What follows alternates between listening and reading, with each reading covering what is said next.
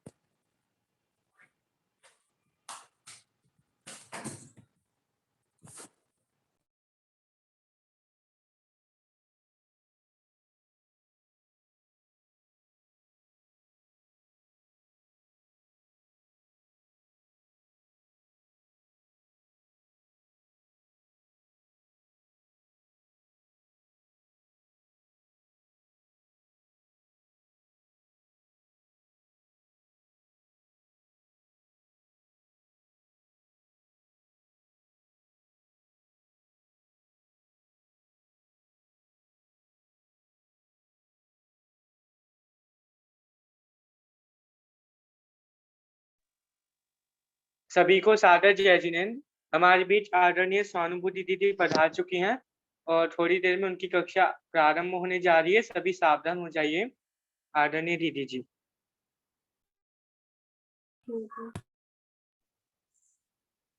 जय जिनेंद्र सभी को। जय जिनेंद्र दीदी। मैं कौन हूँ, आया कहाँ से, और मेरा रूप क्या, संबंध दुखमय कौन है, स्वीकृत करूं परिहार क्या।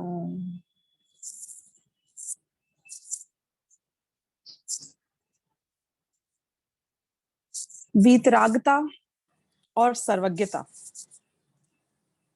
इसमें हमारी विषय वस्तु अभी पहले तो वीतरागता की चल रही है। ये बात तो हमें समझाई जाती है कि वीतरागता ही हमारा स्वभाव है,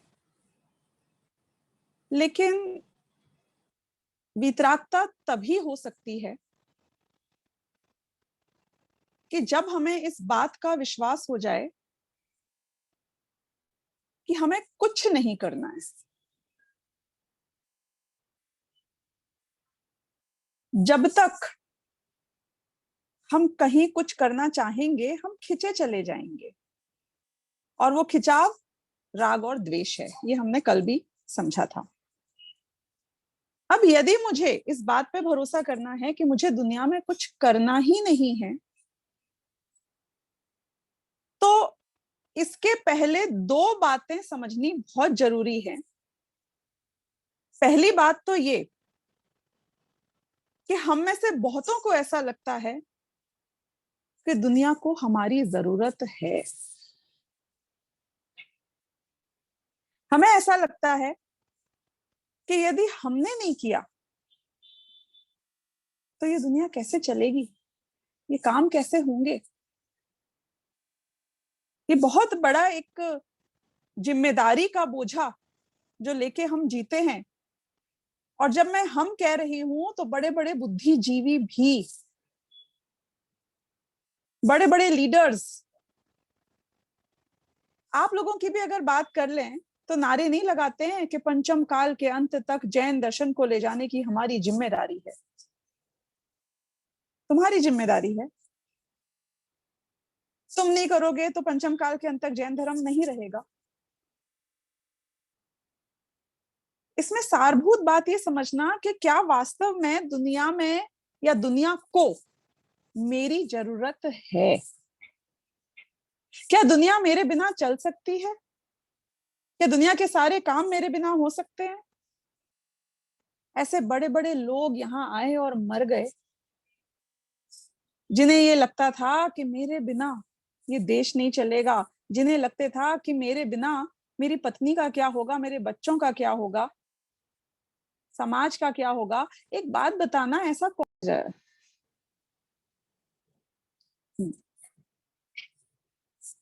तो ऐसा क्या काम है दुनिया में, ऐसा कौन व्यक्ति है दुनिया में, भरत चक्रवर्ती जैसा व्यक्ति जो 6 खंड का राजा था, जो बहुत ही लोकप्रिय राजा था, जिसने बहुत अच्छे तरीके से काम चलाया, उसने भी जब दीक्षा ली तो क्या हुआ?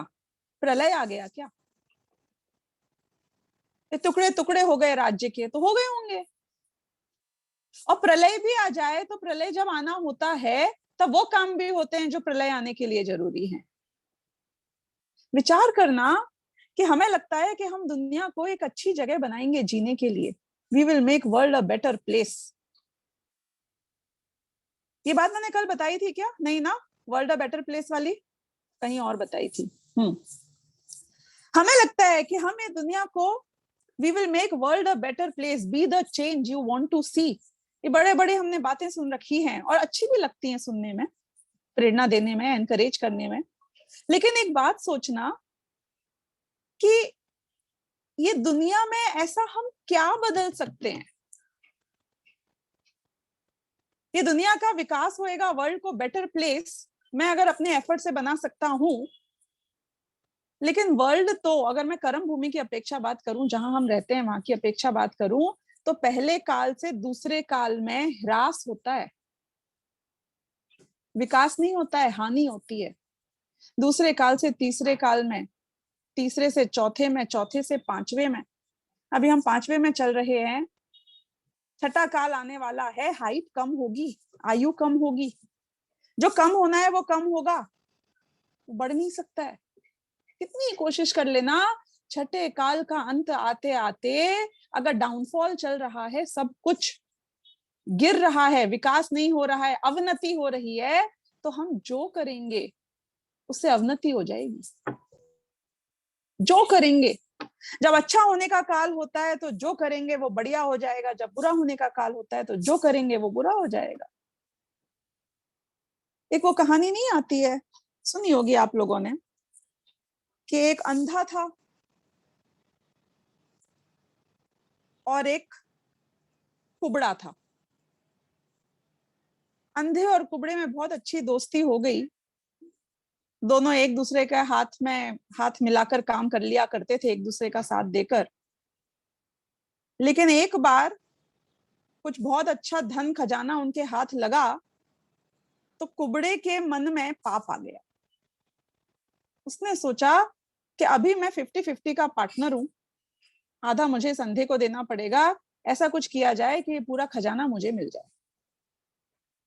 तो बोले आसान है, खाना तो मैं ही बनाता हूँ, ये तो अंधा है, इसे कुछ दिखेगा नहीं, जहर डाल देता हूँ, ये खीर खाएगा मर जाएगा, सारा धन मेरा हो जाएगा। सुनिए किसी ने ये कहानी।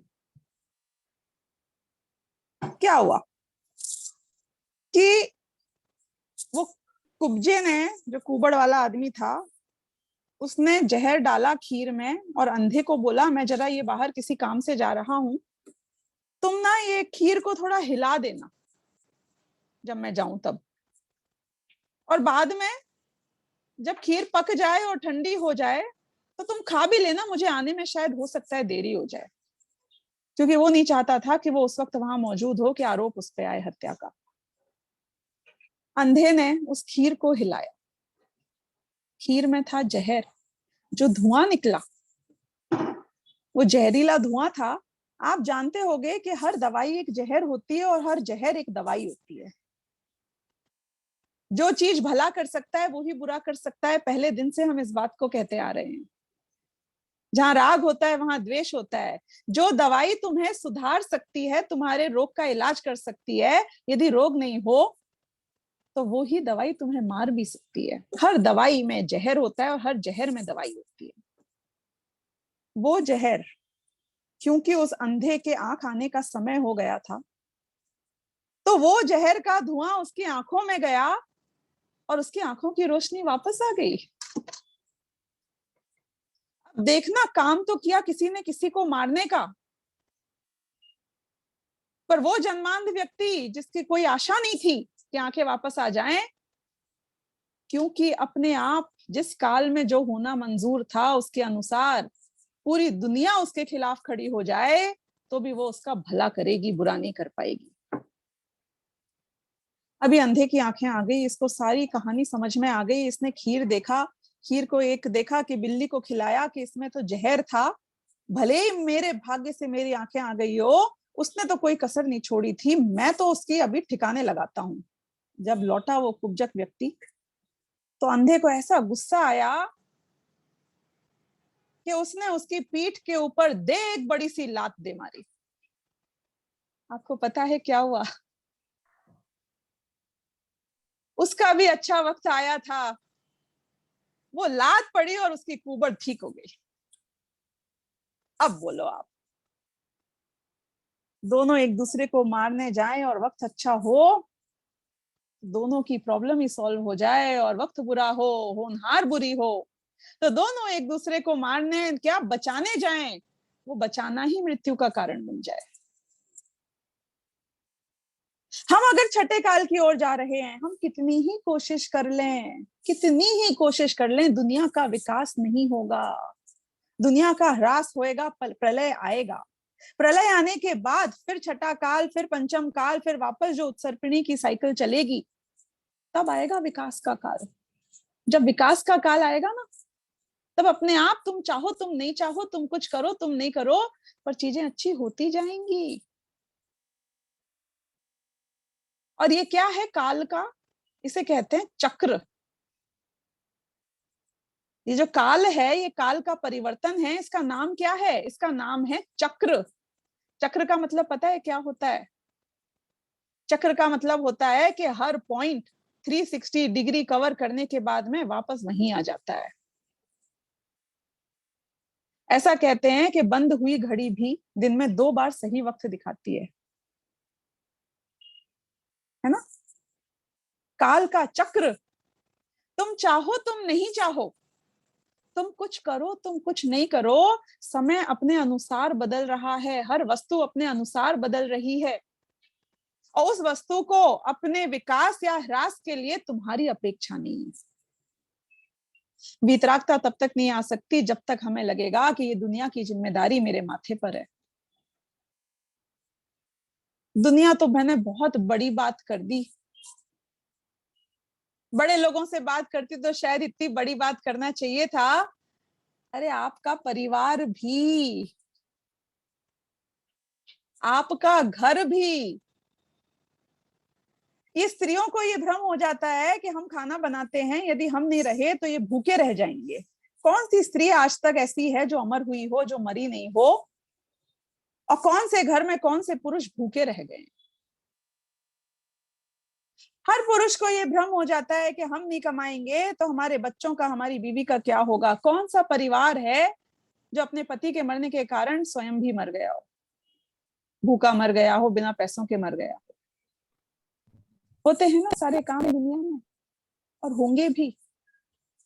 आप खाना खाओ या आप खाना नहीं खाओ, जो काम होंगे वो अपने आप होंगे। है ना देवगति के जीव जिनके गले से ही अमृत झर जाता है। तो इसका मतलब ये निकला कि ये दुनिया, मैं चाहे कुछ करूं या मैं कुछ नहीं करूं, ये चलेगी। देखो आपको एक ना अपनी मतलब जीवन के वो वाले गुर बता रही हूँ, सीखने में बहुत काम आएंगे। विमला जी ध्यान देना। हेलो। कि हम में से कई बार ना कुछ लोगों को ये भ्रम हो जाता है घर में, जैसे कि मैं ना हर चीज को बहुत परफेक्ट रखती हूँ। सच्ची में नहीं रखती हूँ, उदाहरण दे रही हूँ। मैं हर चीज को बहुत परफेक्ट रखती हूँ। मेरे फ्रिज में खाने की वेस्टेज नहीं होनी चाहिए, हर चीज व्यवस्था से आ जानी चाहिए, चली जानी चाहिए। 2 रुपए के 4 रुपए खर्च नहीं होने चाहिए। 2 रुपए की चीज है तो 2 ही रुपए खर्च होने चाहिए। ऐसा होता है ना हमारे दिमाग में। हम ही संभाल रहे हैं। हमारा पूरा दिन जिन कामों में जा रहा है, वास्तव में देखा जाए वो उन्हीं कामों में जा रहा है जहां हमें लगता है कि ये मैं नहीं करूंगा तो कौन करेगा। काम वाली बाई पे नजर नहीं रखी तो नुकसान हो जाएगा। हमारी जिम्मेदारियां कितनी ज्यादा हो जाती हैं इस घर की, इस लोक की। लेकिन एक बात बताती हूँ कि मैं ऐसा विचार करती हूँ, और मैंने हमेशा ऐसा विचार किया कि मैं, चलो 20 साल बाद, 40 साल बाद मरूंगी तो सही, ये बात तो पक्की है ना।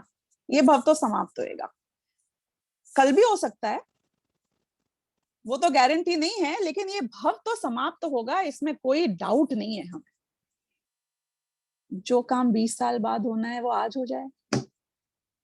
अरे मेरे मरने का नहीं, दुनिया के चलने की बात कर रही हूँ। अरे वो भाई 20 साल बाद घर से कोई चीज चुराती हो, वो आज चुरा लेना, मेरा समय तो बच जाएगा। अरे वो 2 के 4, मुझे अपने पति पे बिल्कुल भरोसा नहीं है, हमेशा ज्यादा पैसे लुटा के आते हैं, मैं ही बचा पाती हूँ इस घर को।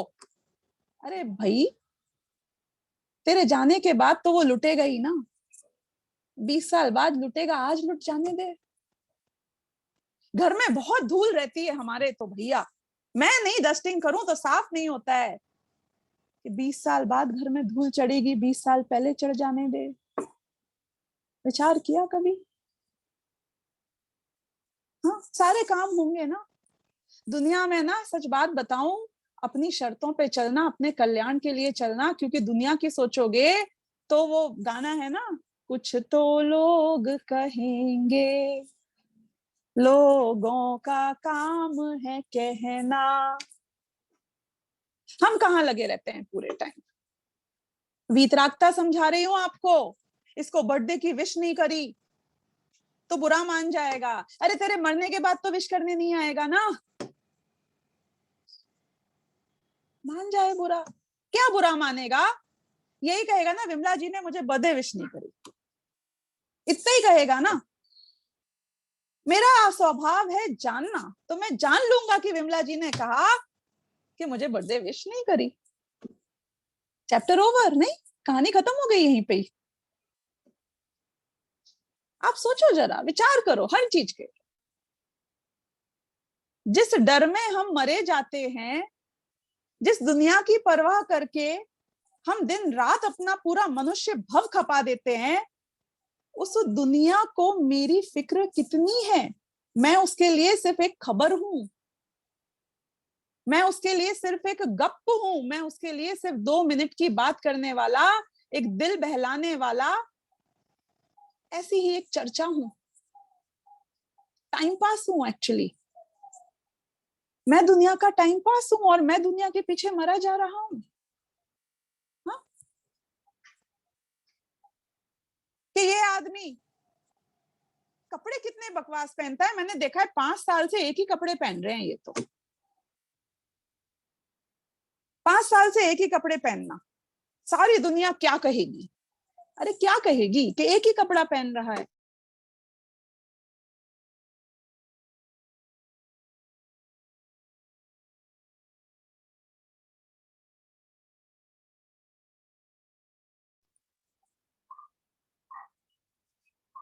आवाज आ रही है कि नहीं आ रही है? अनम्यूट क्यों दिखा रहा है मुझे? हाँ दीदी, आपकी आवाज आ रही है। ठीक है। हाँ,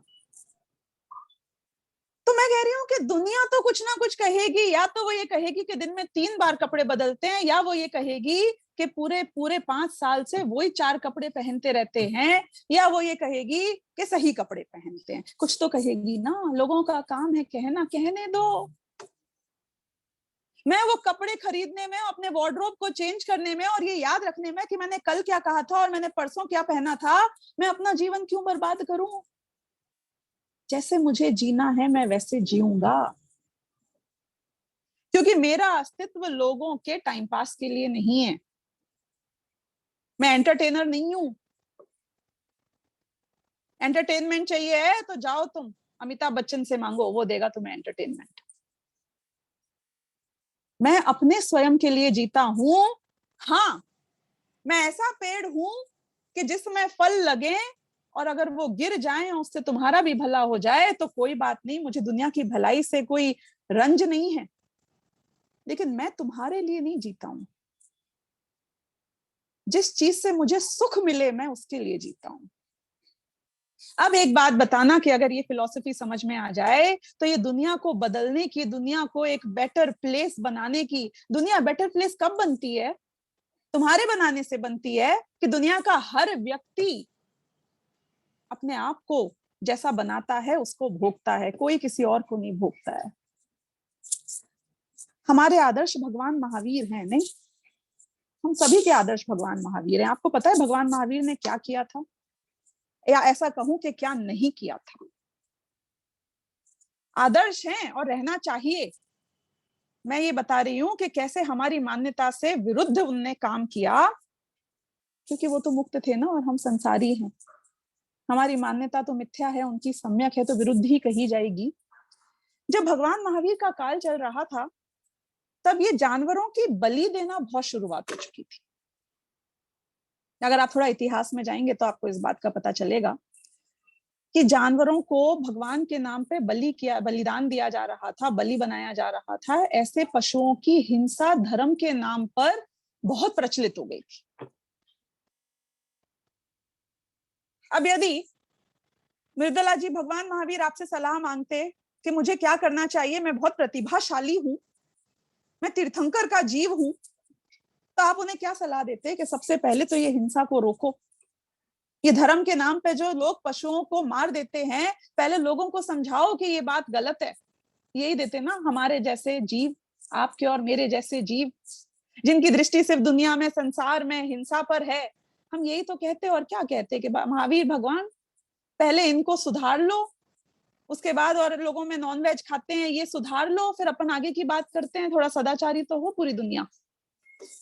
क्या किया ऐसे में भगवान महावीर ने, आपको पता है? गृहस्थ जीवन में तो हमें कोई कहानी ऐसी सुनने में नहीं आती है जहां वो देश विदेश में घूम घूम कर लोगों को समझा रहे हों कि ये काम गलत है। नहीं आई ना, हमारे तो कहानी सुनने में नहीं आई, मेरे तो नहीं आई। आपके आई हो तो आप मुझे बता देना, है ना? क्या किया कि दीक्षा ले ली। संसार को बदलना है तो ऐसी दीक्षा ली कि मौन व्रत आजीवन धारण कर लिया। अरे कम से कम मौन व्रत नहीं लेते, साधु बन के इतनी तो जिम्मेदारी उनकी बनती है दुनिया को सुधारने के लिए कि 2 बार प्रवचन तो कर देते, उपदेश तो दे देते, क्या पता कितने लोगों का उद्धार हो जाता। हाँ, हमारे तीर्थंकरों के जीव जब मुनि अवस्था में थे तो आहार लेने तो जाते थे, लेकिन आजीवन मौन व्रत ले लिया था हर तीर्थंकर के जीव ने जैसे ही दीक्षा धारण करी, यानी कि कोई ने भी मुनि बनकर आज तक किसी जीव को उपदेश नहीं दिया। आदिनाथ भगवान जब मुनि अवस्था में थे, सारी दुनिया भ्रष्ट हो गई, सारे मुनि बन गए, उनकी देखा देखी इतने हजारों राजा सब भ्रष्ट हो गए। उनकी इतनी जिम्मेदारी थी कि नहीं थी, वो आदि पुरुष थे, आदिनाथ उनका नाम था। उन्हें भी क्या कौन सा 15वां मनु माना जाता है। पूरे जीवन जीकर उनने पूरी व्यवस्था की स्थापना करी। इतनी जिम्मेदारी नहीं बनती थी उनकी कि मुनि बनने के बाद भी थोड़ा उपदेश देते लोगों को, अरे आहार कैसे देते हैं ये तो सिखा देते, और कुछ नहीं तो। इतने साधु भ्रष्ट हो गए, उनको तो बता देते कि सही रास्ता क्या है। क्यों नहीं किया किसी तीर्थंकर ने ये काम? मेरा आपसे ये प्रश्न है। करना चाहिए था ना। हमसे सलाह मांगते तो हम कहते ना कि उपदेश दो, कि नहीं, उन्होंने आत्म कल्याण किया।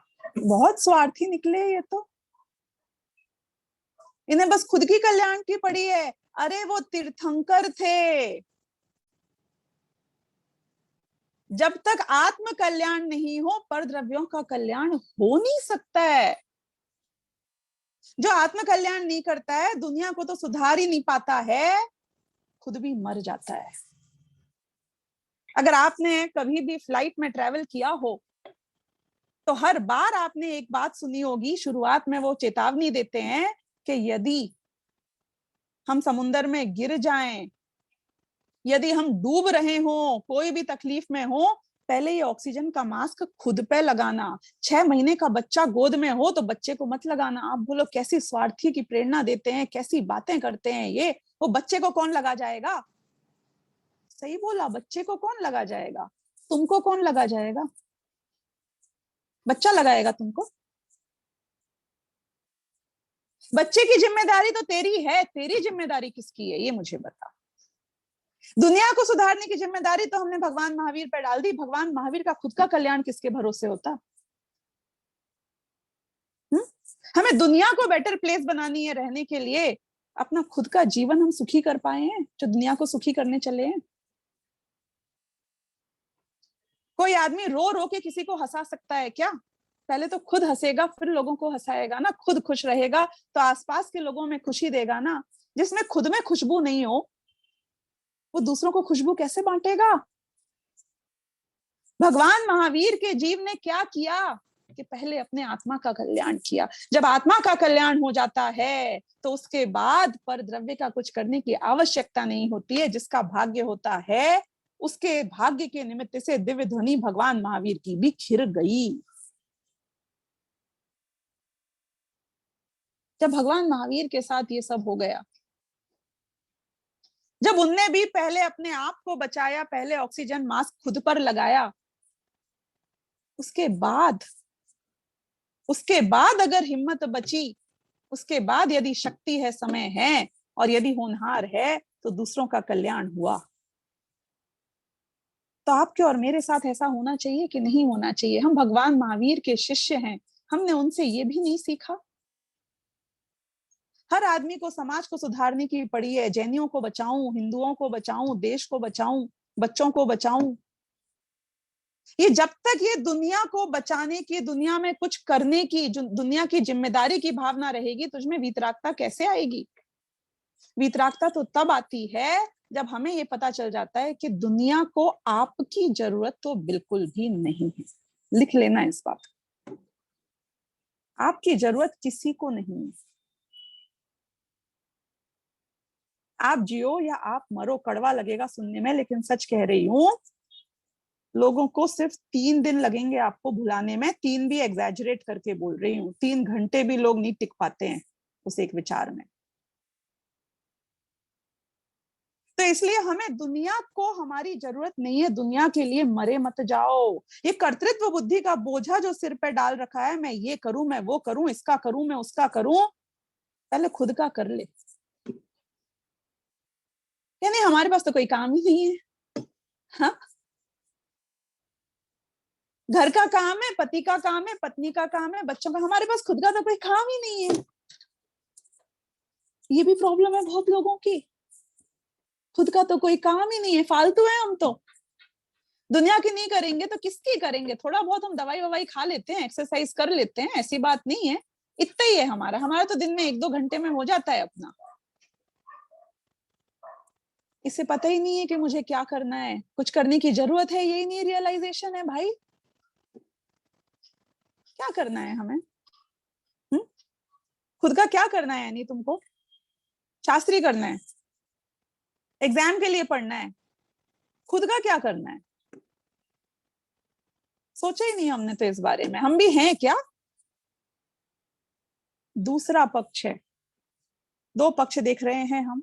पहला पक्ष है कि दुनिया को हमारी जरूरत नहीं है, दूसरा पक्ष है कि हमें दुनिया की जरूरत नहीं है। आर्जव, श्री प्रभा जी, हमें दुनिया की जरूरत नहीं है। समझो दुनिया का स्वभाव, वस्तु का स्वरूप क्या कहता है कि ना दुनिया को मेरी जरूरत है, ना मुझे दुनिया की जरूरत है।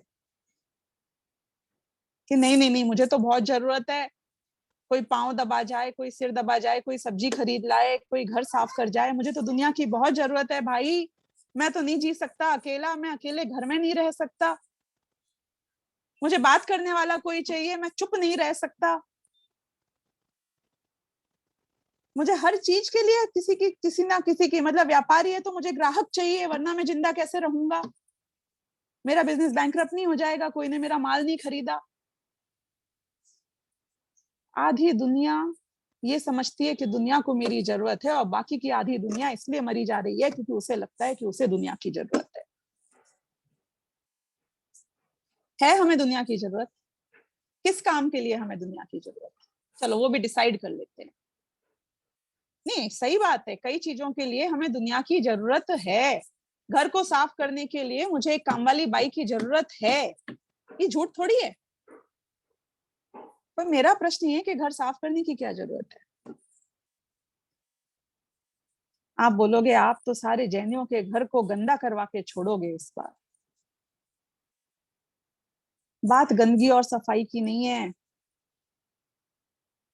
बात पराधीनता की है। दुनिया में 2 मिनट नहीं लगते हैं किसी आदमी को ये बात ताड़ने में कि किसको मेरी गरज है। और जिसको एक बार समझ में आ जाए ना कि इनको मेरी गरज है, वहीं देख लेना टोन बदल जाती है। देख लेना, ये पराधीनता तुमको गुलाम बना देती है। विचार करके देख लेना, बस पता तो चल जाए किसी को एक बार गलती से भी। मैं ही हूं ना, मैं अभी यहाँ पे चलो प्रवचन दे रही हूँ, सब लोग बहुत मुस्कुरा के बात कर रहे हैं, अभी मैं फोन कर लूंगी किसी को तो आप बहुत अच्छे से बात करोगे। हाँ जी स्वानुभूति, आप बताइए कोई सेवा हो तो। नहीं नहीं कोई सेवा नहीं है, और नहीं नहीं आप तो बोले एक्चुअली एक काम है। ओ, मैं करती हूँ, जरा 10 मिनट बाद फोन करती हूँ, वो थोड़ा अभी काम में बिजी थी, 10 मिनट में फोन करती हूँ मैं। क्या हुआ? पता तो चल जाए किसी को कि तुझते को उसकी जरूरत है। हमने तो पता है ऐसे नितांत बेवकूफी कर रखी है कि खुद हम अपनी चॉइस से कठपुतली बन जाते हैं और अपनी डोर को दुनिया की हर वस्तु के हाथ में थमा देते हैं कि लो नचा लो मुझे, क्योंकि मैं तुम्हारे बिना तो नहीं रह सकता, या मैं तुम्हारे बिना तो नहीं रह सकती। वास्तव में मुझे बताओ कि हमें अपने किस काम के लिए और किसकी जरूरत है? सोचो सोचो। ये सारी बातें सिर्फ बातें करने की नहीं है, ये विचार करने की है, होमवर्क करने की है, इस बारे में ये समझने की है कि मेरे को दुनिया में ऐसा कौन है जिसके बिना ना चले। उसके लिए पहले तो ये जानना पड़ेगा कि तुम कौन हो।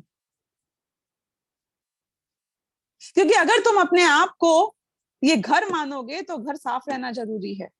अगर तुम अपने आप को ये शरीर मानोगे तो शरीर को खिलाना पिलाना जरूरी है। और अगर तुम अपने आप को जीव मानोगे तो कोई भी जरूरी नहीं।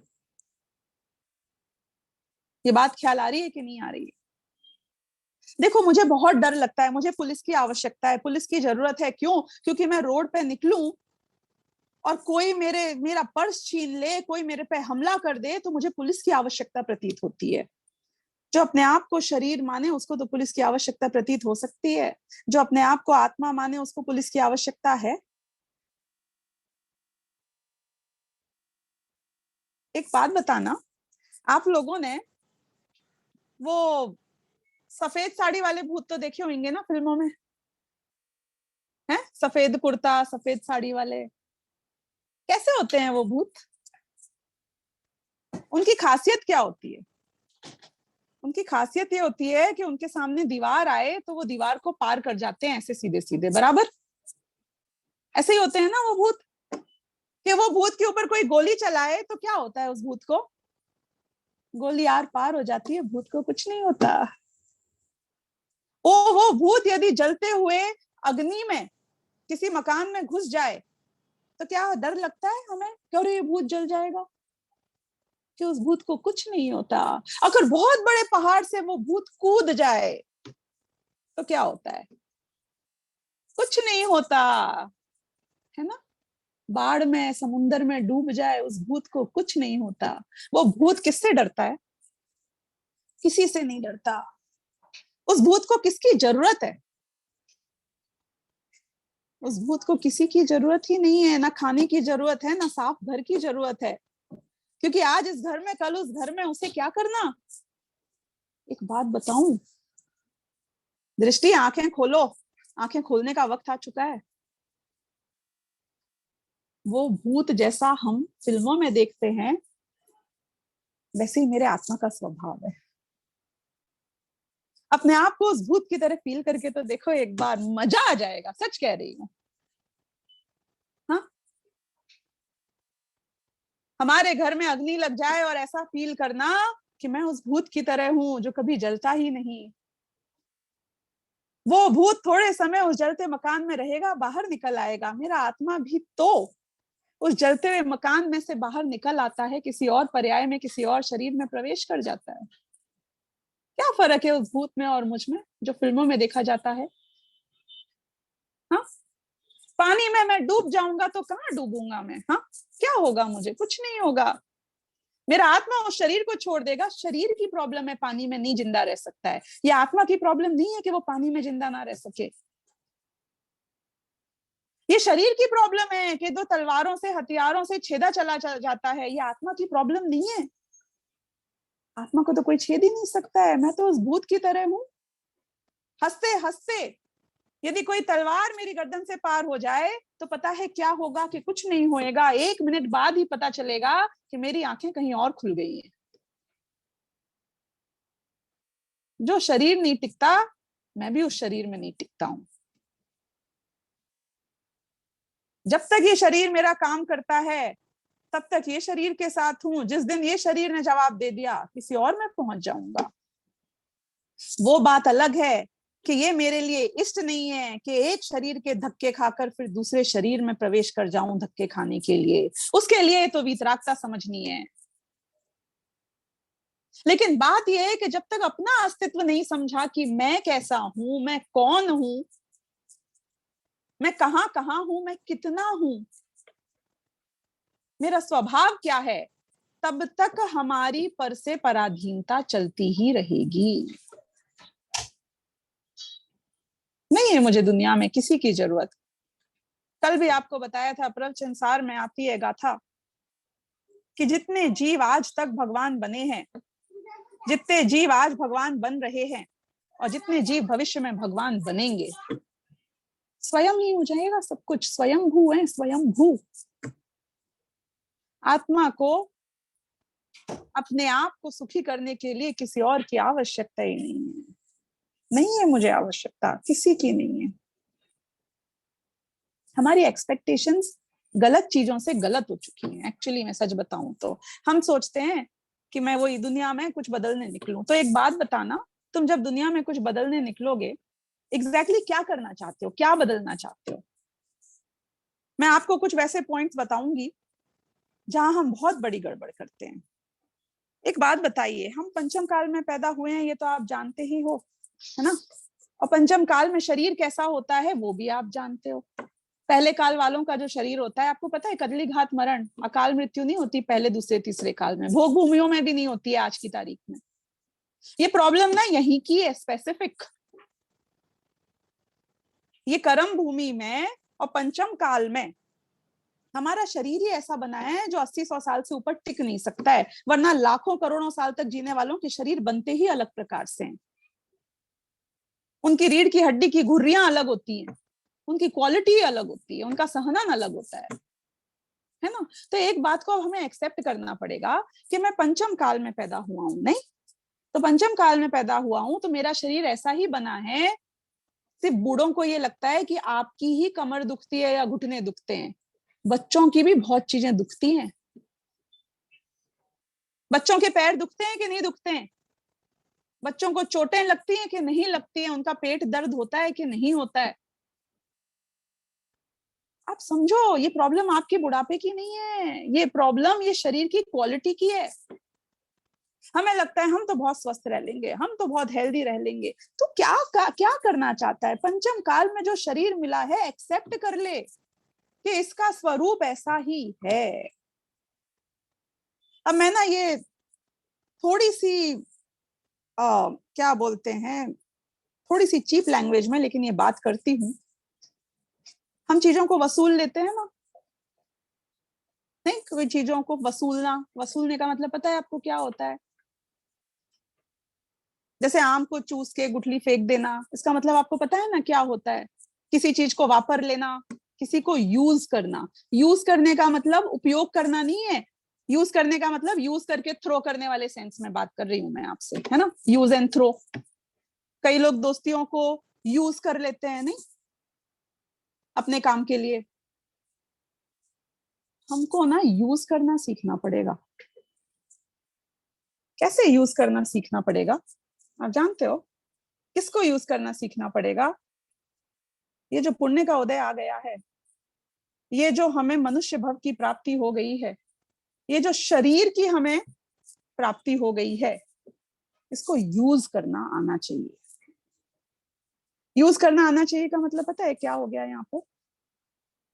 कि ये शरीर, ये मनुष्य भव, ये पुण्य के उदय यदि धर्म साधन के काम आ जाए तो ये शरीर तो सड़ेगा और ये शरीर तो गलेगा और ये शरीर तो बीमार रहेगा और 4 दिन पहले या 4 दिन बाद चला जाएगा। मुझे इससे फर्क नहीं पड़ता है, जब तक ये मुझे मिला है तब तक मैं जितने जंग जीत लूं, जितने मिथ्यात्व को भ्रम को जीत लूं, जितने अपने जीवन में आगे बढ़ जाऊं, ये मेरा रियल अचीवमेंट है। पुण्य का उदय वहीं तक अच्छा है जहां तक शांति से वो मुझे धर्म साधन के काम आ रहा है।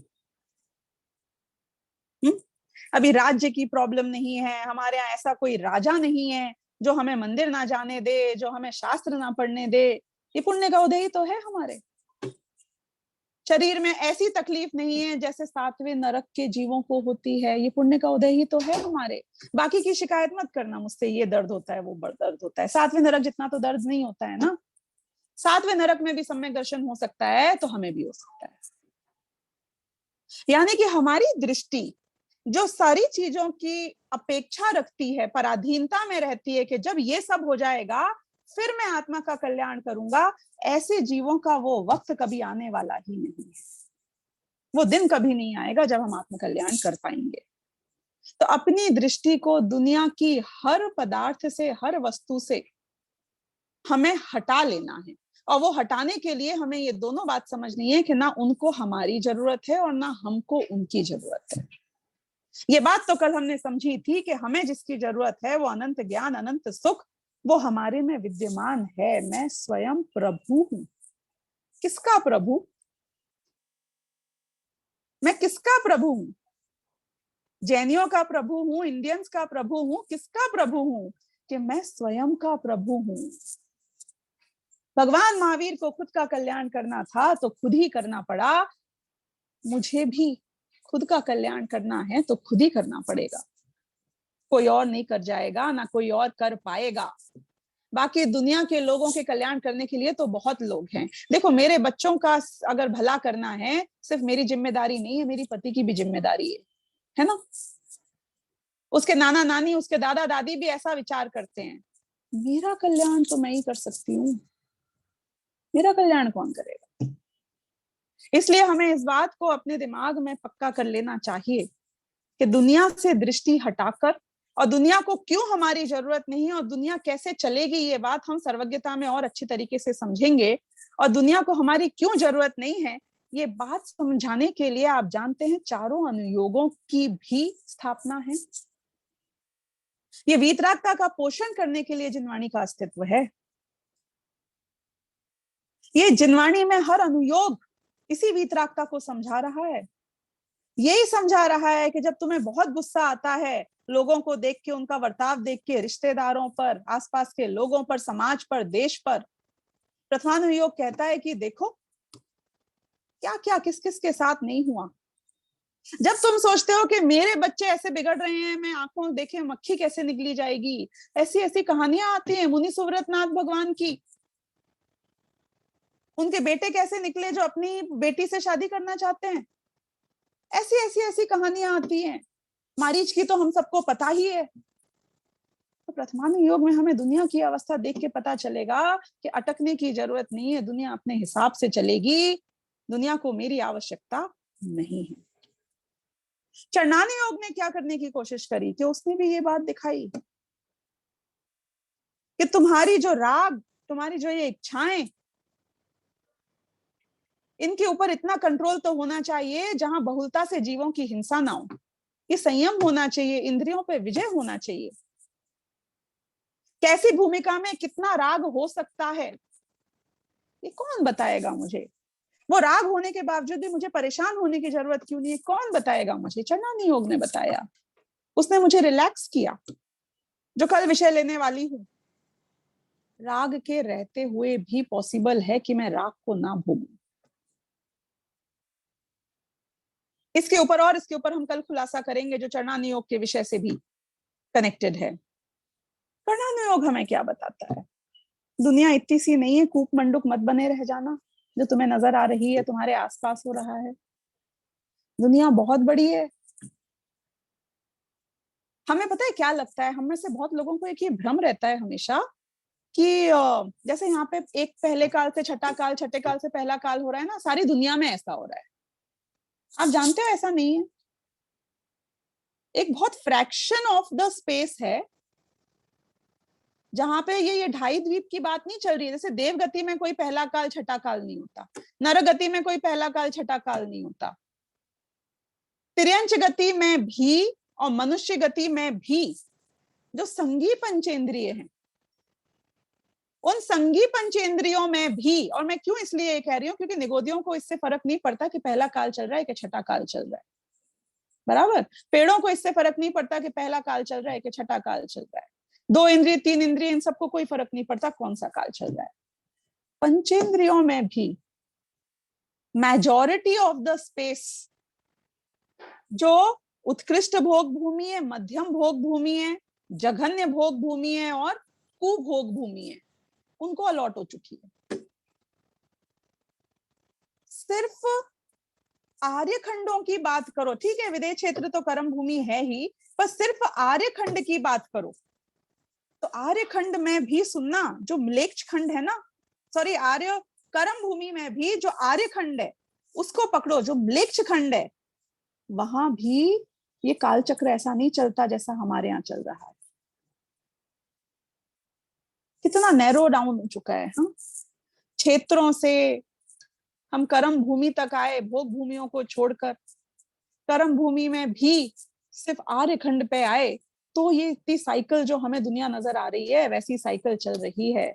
हम कुछ भी कर लें, हमारा जो दायरा है वो बहुत छोटा है, और हम जब तक इस दायरे में ही अच्छा और बुरा समझेंगे तब तक हमें बड़ी दृष्टि नहीं मिलेगी, तब तक हमें ये समझ में नहीं आएगा कि इस पूरी दुनिया में मेरा अस्तित्व, या एक दृष्टि से कहो तो कितना छोटा है, और दूसरी दृष्टि से कहो तो मेरा अस्तित्व ही मेरे लिए सर्वस्व है। हम दोनों ही बातों को नहीं पहचान पाते हैं, या तो अपने आप को बहुत छोटा मान लेते हैं या अपने आप के अस्तित्व से ही इनकार कर देते हैं। तो ये बात हमें समझनी होगी। जब तक ये बात समझ नहीं आएगी तब तक जीवन में वीतरागता आ नहीं पाएगी। ये श्रद्धा जब तक पक्की नहीं होगी तब तक जीवन में वीतरागता आ नहीं पाएगी। तो इसी विषय को हम और आगे कल बढ़ाएंगे। कोई प्रश्न हो तो आप पूछ सकते हैं।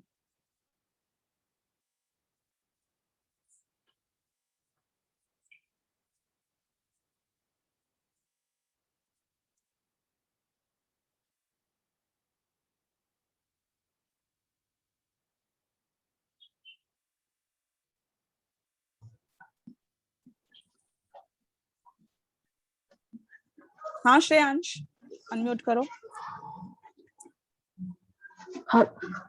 हेलो जय जिनेन्द्र। जय जिनेन्द्र।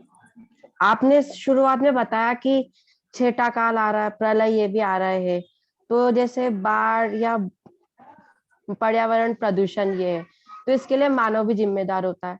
तो इसका मतलब ये काल आ रहा है कि इसकी वजह से ये प्रलय आ रहे हैं कि मानव इसके लिए जिम्मेदार है? आप कह रहे हो काल पास में आ रहा है। बहुत बढ़िया। तुम क्या शास्त्री फर्स्ट ईयर में आए हो अभी, मतलब कनिष्ठ में आए हो? हाँ। उपाध्याय कनिष्ठ में आए हो, हाँ ठीक है, बढ़िया क्वेश्चन है। ऐसा है कि जैसे कि वो अपना अंधा और वो था ना कुबड़ वाला, तो मैं क्या कहूं कि अंधे की आंखें आने के लिए कौन जिम्मेदार था?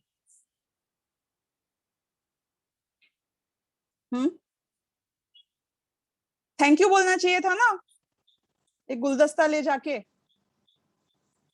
अंधे को, उसको वो क्या वो हॉन्चबैक वाले को थैंक यू बोलना चाहिए था ना कि आपने मेरी आंखें सुधार दी। लात क्यों मारी उसने? कि तुम क्या करना चाहते हो और तुम्हारे क्या करने से क्या होता है, ये सब नियति पर डिपेंड करता है। छठा काल आ रहा है, चीजों को बिगड़ना है। हो सकता है कि हमने इसलिए ऐसे ऐसे एडवांसमेंट कर लिए हैं कि हमने न्यूक्लियर बॉम्ब्स बना लिए हैं। अब इसको क्या कहें, विकास कहें कि ह्रास कहें? तो ऐसे देखा जाए तो जो ये जिम्मेदारी वाली बात है ना, ये जिम्मेदारी मेरे एक भाव है, मेरी जिम्मेदारी मेरा एक परिणाम है, मेरा एक सेंटिमेंट है। जिम्मेदारी जिम्मेदारी बाकी कुछ होती नहीं है किसी की, जो होता है वो अपने आप ही होता है। मुझे लगता है मेरी जिम्मेदारी अपने बच्चों को बड़ा करने की। मैं जिम्मेदारी मानूंगी तो मैं उस जिम्मेदारी की बोझे तले खुद तो दबती चली जाऊंगी। बच्चे को तो, अगर मेरे 1 साल के बच्चे को 21 साल का होना है तो 20 ही साल लगेंगे। कितनी मेहनत कर लूं वो 5 साल में 21 साल का नहीं होएगा, और कितनी कोशिश कर लूं कि बच्चा बना रहे 25 साल में भी 21 का बना रहे, तो वो पॉसिबल नहीं होगा। तो इसका मतलब है कि जो ये काल का चक्र चल रहा है, उसमें जो होना होता है, उसमें हम चाहे अनचाहे भी, जैसे कि वो जो कुब्जक था वो अनचाहे भी उसकी आंखों का कारण बन गया, ऐसे ही हम चाहें या हम नहीं चाहें, हम जो भी करेंगे वो जो होना है उसमें ही कारण बन जाएगा। हमारी इच्छा, हमारे एफर्ट्स, वो अगर उसके अनुरूप हो तो निमित्त कहलाएंगे, और अनुरूप ना भी हो तो भी जो काम होना है वो वैसा ही होगा। वस्तु की व्यवस्था चैलेंज नहीं होती है, वो जैसी है वैसी की वैसी रहती है। किसी और ने भी हाथ खड़ा किया था, मैं भूल गई, वापस खड़ा करना। दिखाया तो था किसी का हाथ, गलती से हो गया था क्या खड़ा? ठीक है, और कोई प्रश्न हो तो पूछें। हाँ आयुष। दीदी आपने कहा था कि हमें दुनिया के बारे में नहीं सोचना है, स्वयं के बारे में सोचना है। तो ऐसी हमारे मन में कभी कभी भावना जागृत हो जाती है, जैसे हमारे सामने कोई जीव को मार रहा है, तो हमारे मन में ऐसा होता है कि काश मैं इस जीव को बचा पाता। तो इस भावना से हम कैसे बचें? इस भावना से बचने की आवश्यकता नहीं है, पहली बात। लेकिन इस मान्यता से बचने की आवश्यकता है कि मैं परजीव को बचा सकता हूं। दोनों में फर्क है।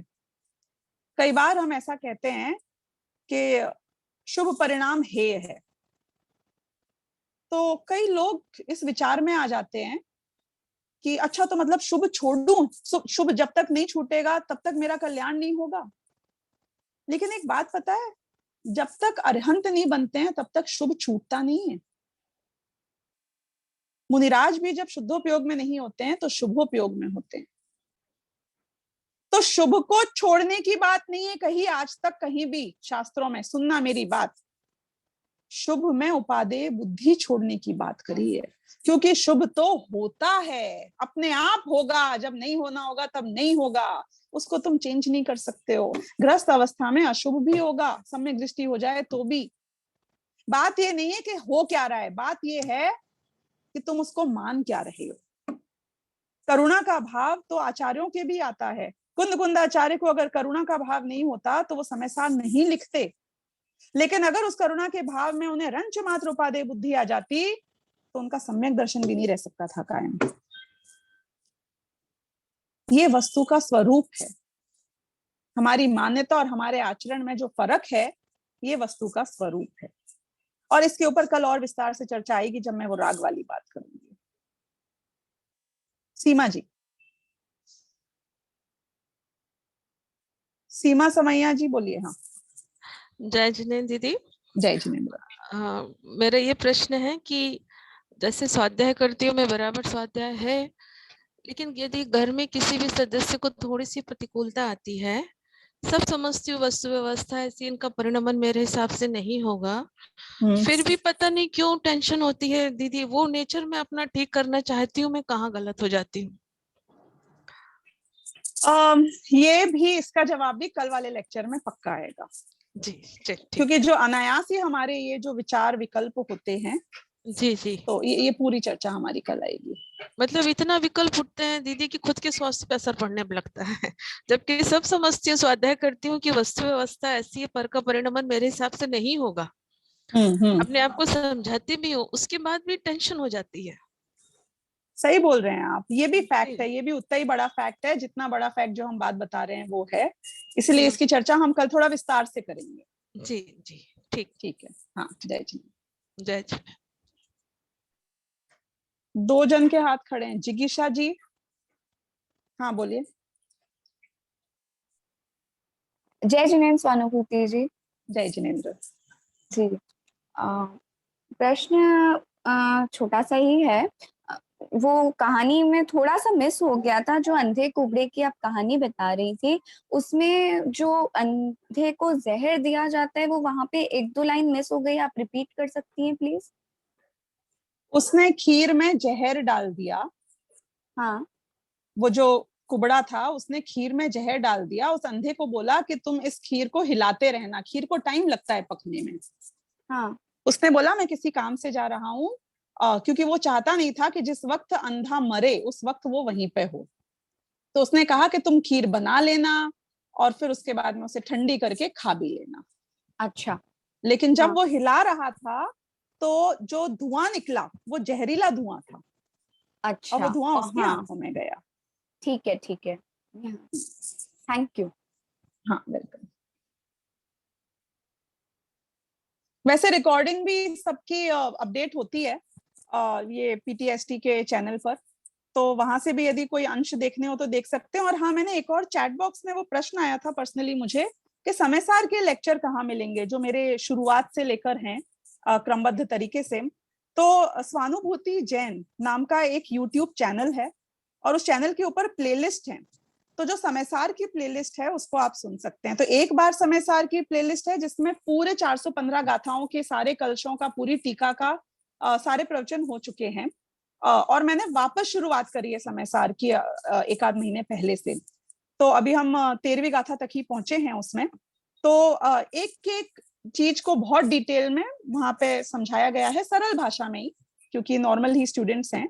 तो यदि आप चाहें तो वो समयसार की प्लेलिस्ट से आप निकाल सकते हैं मेरे चैनल के ऊपर। प्रवचन सार के ऊपर भी रेगुलर लेक्चर चलते हैं, वो भी शुरुआत की गाथा से बिल्कुल क्रमबद्ध तरीके से अमृतचंद्राचार्य टीका के साथ हम पढ़ते हैं। तो वो भी यदि आप चाहें, हफ्ते में 2 दिन प्रवचन सार है, हफ्ते में 4 दिन समय सार है, और 10-10 मिनट के छोटे छोटे वीडियोस भी हैं जो बहुत सरल टॉपिक्स के ऊपर हैं नॉर्मल लोगों के लिए, तो वो आप देख सकते हैं। ठीक है, अब बहुत समय हो गया है, अब अगले लेक्चर का भी टाइम होने वाला है, तो अब हम यहाँ पे से पूरा करेंगे।